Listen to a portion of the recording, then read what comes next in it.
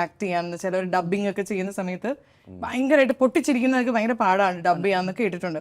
So how do you gather that kind of knowledge ഒരു actor എന്ന നിലയിൽ എവിടെ നിന്നാണ് ഇൻസ്പിറേഷൻ കിട്ടുന്നത്? ഫസ്റ്റ് ഓഫ് ഓൾ എനിക്ക് ആക്ടിങ് ഞാൻ പറഞ്ഞല്ലോ ബൈ ആക്സിഡൻറ്റ് വന്നതാണ്. അപ്പോൾ അത് ഞാൻ ഇങ്ങനെ ഭയങ്കര സീരിയസ് ആയിട്ടൊന്നും എടുത്തിരുന്നില്ല. അപ്പോൾ എനിക്ക് വന്നുകൊണ്ടിരുന്നത് ക്യാരക്ടർ റോൾസ് ആയിരുന്നു. അത് ചിലപ്പോൾ 5 ദിവസം ഉണ്ടാവും, 12 ദിവസം ഉണ്ടാവും.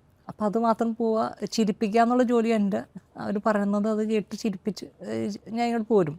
ഈ ഇടയിട്ടാണ് റീസെൻ്റ്ലി എനിക്ക് ഈ മന്ദാകിനിക്ക് ശേഷം ഇത്ര ഫുള്ളായിട്ടുള്ളൊരു പരിപാടി വരുന്നത്. അപ്പോൾ എന്ത് സംഭവിച്ചെന്ന് വെച്ച് കഴിഞ്ഞാൽ, അപ്പോൾ ഞാൻ ഓർത്തത് ഭയങ്കര മന്ദാകിനി ഒക്കെ പോയി, ഇത് ഈസി സംഭവം എന്ന് വിചാരിച്ചു. പിന്നെയാണ് എനിക്ക് ഷാനുവിനെയൊക്കെ റിലേറ്റ് ചെയ്യാൻ പറ്റിയത്. കാരണം നമ്മൾ ഈ ലീഡ് ചെയ്ത് കഴിയുമ്പോൾ എല്ലാ ദിവസവും എല്ലാ സീനിലും നമ്മളുണ്ടാവും. കുറേ കഴിയുമ്പോൾ നമ്മൾ എക്സോസ്റ്റഡ് ആവും. അപ്പോൾ അത് കഴിഞ്ഞ് ഷാനുവിനൊക്കെ ബ്രേക്ക് എടുക്കാം, പക്ഷേ എനിക്ക് ബ്രേക്ക് എടുക്കാനും പറ്റില്ല ഫോർ ഫിനാൻഷ്യൽ റീസൺസ്. അപ്പോൾ നമ്മൾ അടുത്തതിലോട്ട് പോകുമ്പോൾ എക്സോസ്റ്റഡ് ആയിട്ടായിരിക്കും അങ്ങോട്ട് പോകുന്നത്. സംഹവ് നമ്മളൊരു എനർജി കണ്ടെത്തും.